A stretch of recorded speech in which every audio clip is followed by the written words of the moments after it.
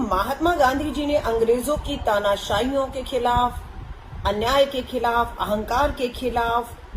जनमानस के खिलाफ बने कानूनों के खिलाफ जो है उन्होंने अपनी आवाज बुलंद की। हमें मालूम है बापू के सत्याग्रह, आंदोलन और नमक को उन्होंने अपने हाथ में लेकर अंग्रेजों द्वारा बनाए गए काले कानून को तोड़ा था। आज केंद्र के अंदर बैठी एक तानाशाह, अंग्रेजों से भी ज्यादा तानाशाह सरकार जो अपने आप को बेहद असुरक्षित महसूस कर रही है,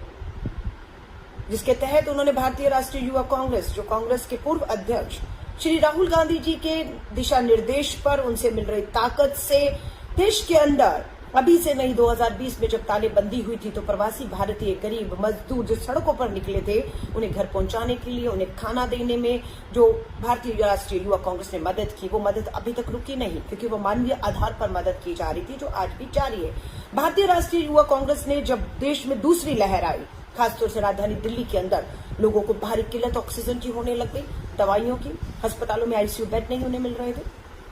भारतीय राष्ट्रीय युवा कांग्रेस ने पहल करते हुए लोगों की मदद करने का फैसला लिया और कहीं से भी उनके लिए ऑक्सीजन सिलेंडर हो, दवाएं हो, अस्पतालों में खोजबीन करके अस्पतालों के अंदर आईसीयू बेड दिलवाने में उन्हें मदद की। आज जो गरीब, तालेबंदी, दिल्ली के अंदर लॉकडाउन है, जिन गरीबों को बेरोजगार होने की वजह से, तालेबंदी की वजह से 2 वक्त का खाना, भोजन नसीब नहीं है, उन्हें खाना देने का काम भी भारतीय राष्ट्रीय युवा कांग्रेस श्रीनिवासन जी के नेतृत्व में कर रहा है। लेकिन ये सब देश की तानाशाह सरकार भाजपा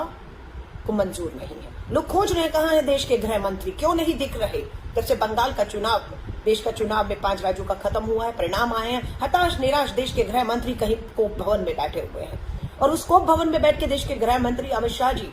देश के अंदर महामारी के लिए कहीं कोई मदद नहीं कर रहे हैं। उल्टा वो पुलिस, अपनी दिल्ली पुलिस के ऊपर पूरा दबाव बनाए हुए हैं कि भारतीय राष्ट्रीय युवा कांग्रेस और कांग्रेस के जितने भी नेता हैं, चाहे दिल्ली प्रदेश कांग्रेस कमेटी के ऑफिस में हमारा काम चल रहा है, चाहे पूर्व विधायक मुकेश शर्मा जी, अनिल चौधरी जी, सबके पास पुलिस का नोटिस आ चुका है।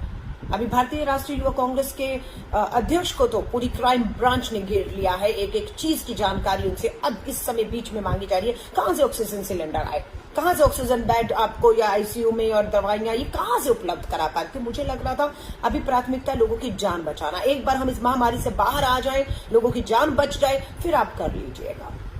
मैं आपसे पूछना चाहती हूँ, अगर एक कानून हो कि आप एक नदी में उतर नहीं सकते, क्योंकि तानाशाह सरकार ने कानून बना दिया कि आप उस नदी में नहीं उतर सकते, और आप इसे एक बच्चे को डूबते हुए पाते हैं, तो आप कानून की परवाह करेंगे या आप तुरंत नदी में कूद कर उस बच्चे की जान बचाएंगे। मुझे मालूम है आप कानून की परवाह नहीं करेंगे, आप नदी में कूद कर उस बच्चे की जान बचाने का सबसे बड़ा काम करेंगे। और उसके बाद जो सरकार है वो आपसे इस बात के लिए कंधा नहीं थपथपाएगी आपका कि आपने उस बच्चे की समय रहते जान बचा ली, नदी में कूदकर अपनी जान को खतरे में डालकर। लेकिन सरकार, आप कूदे क्यों, आपने कानून क्यों तोड़ा, उस पक्ष के ऊपर आपको पूरा जो है वो घेरेगी, ताकि किसी तरह से भी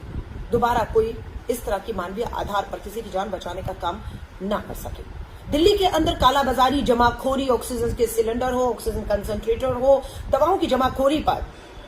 दिल्ली का ही एक बहुत बड़ा नवनीत कालरा, नाम सब सुन रहे हैं, दिल्ली पुलिस की क्राइम ब्रांच की पकड़ से अभी भी बाहर है। हाईकोर्ट में लगातार उसकी बेल एप्लीकेशन लगी जा रही है। अभी भी पता लगा है कि हाईकोर्ट ने उन्हें बेल देने से इनकार कर दिया, और दिल्ली पुलिस पिछले 5-10 दिन से उन्हें गिरफ्तार नहीं कर पा रही, खोज नहीं पा रही, ढूंढ नहीं पा रही है। लेकिन वो शख्स श्रीनिवासन, जो श्री राहुल गांधी जी और कांग्रेस से मिल रही ताकत के आधार पर लोगों के बीच में है, 24 घंटे दिन रात लोगों के बीच में है, कहीं गायब नहीं। और क्या कर रहे हैं, कहां से मदद लाकर कहां पहुंचा रहे हैं, हर चीज सोशल मीडिया में वो पब्लिक कर रहे हैं, सार्वजनिक कर रहे हैं, कोई किसी तरह का छुपाया नहीं जा रहा है। लेकिन ये केंद्र में बैठी भाजपा सरकार, देश के प्रधानमंत्री नरेंद्र मोदी जी, गृह मंत्री से को मंजूर नहीं है। उससे उन्हें लगता है कि उनकी छवि पर आ जा रही है कि हम सत्ता में बैठकर जो वो नहीं कर पा रहे हैं, वो काम सत्ताहीन मुट्ठी भर विपक्ष, उसका एक युवा कांग्रेस संगठन वो कैसे कर पा रहा है, ये मंजूर नहीं है। इसलिए पूरी दिल्ली पुलिस क्राइम ब्रांच भारतीय राष्ट्रीय युवा कांग्रेस और कांग्रेस के नेताओं के पीछे छोड़ दी गई है। मैं आप सभी से कहूंगी, पिछले 1-1.5 साल से जिन लोगों की भी सच्चाई में मदद हुई है, जिन लोगों के घरों में जिंदगियां बची हैं, मैं आपको कहूंगी अब आपका समय है इस अन्याय के खिलाफ,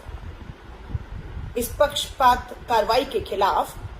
लोगों को उत्साहहीन करने के लिए कि आप आगे आए मदद करने के लिए, तो आप पे कानूनी कार्रवाई होगी। मैं अब उन लोगों को कहूंगी जिन तक मदद पहुंची, जिनके घर में जिंदगियां बची हैं, अब आपका समय है, बोलिए, इस अन्याय के खिलाफ बोलिए, ताकि जो लोग मदद के लिए बाहर निकल रहे हैं, जहां सरकारों को होना चाहिए था, मुख्यमंत्री विधायक सांसदों को होना चाहिए था, जहां वो नहीं है, और छोटे छोटे हमारे जैसे पार्टी के कार्यकर्ता जमीन पर सड़कों पर उतरकर काम कर रहे हैं, और अगर ऐसी कार्रवाई होती है तो उसके खिलाफ अब अगर किसी को बोलना है तो भारत की राजधानी खासतौर से जहां पर भारतीय राष्ट्रीय युवा कांग्रेस सबसे ज्यादा सक्रिय होकर सबसे ज्यादा जिंदगियां बचाने का काम हमारी दिल्ली में हुआ है, तो आप सबसे कहूंगी, पूरे देश में भी हो रहा है, आवाज उठाइए कि ये बर्दाश्त नहीं किया जाएगा।